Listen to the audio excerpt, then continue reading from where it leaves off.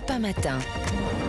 7h, 9h, Dimitri Pavlenko. Place à l'édito politique sur Europe 1 avec Le Figaro. Bonjour Alexis Brézet. Bonjour Dimitri, bonjour à tous. Depuis hier, l'Assemblée nationale est le théâtre d'une bataille que l'on n'attendait pas. Elle a pour objet la révision d'une obligation prévue par la loi Climat et Résilience, votée il y a 2 ans, et qui exaspère les élus locaux. Il s'agit du ZAN. On en parle depuis 2-3 jours sur Europe 1, le zéro artificialisation nette.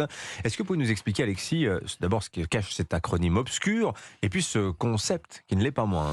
Alors, je vais essayer, Dimitri, mais pour cela, il faut remonter à l'origine, à cette fameuse loi Climat et Résilience, votée en juillet 2021, dans la foulée de la fameuse convention citoyenne convoquée par Emmanuel Macron pour se faire pardonner d'avoir laissé partir Nicolas Hulot. Alors vous vous souvenez, 150 kidams sans compétences particulières, hormis le mérite d'avoir été tirés au sort, confinés pendant des semaines dans le huis clos du CESE, chauffés à blanc par des militants associatifs et des experts évidemment tous du même avis, et qui accouchent d'une avalanche de normes, de régulations, d'obligations, d'interdictions, de principes à valeur constitutionnelle, d'impôts nouveaux, de sanctions civiles et pénales.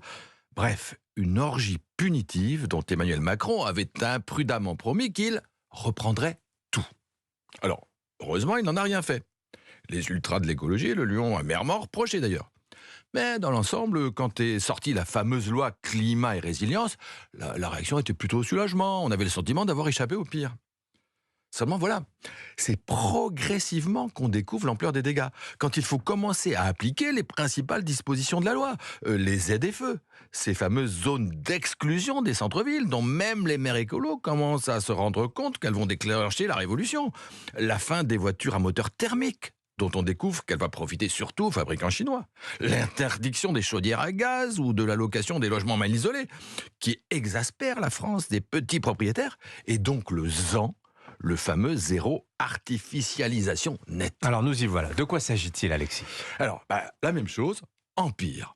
Un exemple chimiquement pur, et sans que l'Europe y soit pour rien, de ce que peut donner la conjonction kafkaïenne des bons sentiments écologiques et de l'ivresse technocratique quand ils viennent percuter de plein fouet les réalités de l'économie et tout simplement de la vie des Français. Alors, bien sûr, l'artificialisation des sols, la bétonisation des espaces naturels est un problème. Outre qu'elle enlaidit nos paysages, elle appauvrit la biodiversité, elle amplifie les risques d'inondation, elle participe au réchauffement climatique. Bien sûr, il faut la contenir. Bien sûr, il faut en empêcher les excès. Mais enfin, peut-on raisonnablement se fixer pour objectif, même lointain, de ne plus soustraire 1 hectare aux espaces dits naturels dans un pays où il y a malgré tout près de 900 000 hectares de friches agricoles ? Enfin, comment veut-on répondre à la crise du logement, et Dieu sait qu'elle est grave, si on n'a pas de nouveaux terrains pour construire ? Comment réindustrialiser le pays, et c'est la priorité des priorités, si on ne peut plus implanter d'usines ? Comment développer l'emploi si on ne peut pas loger les employés, installer les infrastructures, les centres de soins, les services publics qui sont nécessaires aux nouvelles activités ?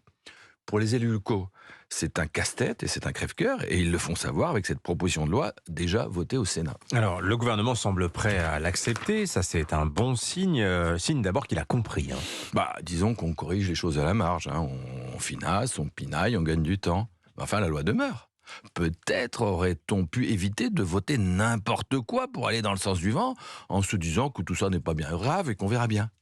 Une fois de plus, comme pour le nucléaire, Emmanuel Macron est condamné à corriger imparfaitement les erreurs qu'il a commises, moins par conviction sans doute que par inconséquence et par légèreté. Merci beaucoup Alexis Brézet, ça rappelle un peu le fiasco du nucléaire, cette histoire-là. Merci beaucoup. L'édito politique sur Europe 1 avec Le Figaro, dont je signale la une ce matin. Alexis, l'intelligence artificielle bouleverse déjà l'économie avec toute une série d'exemples particulièrement concrets. Merci Alexis.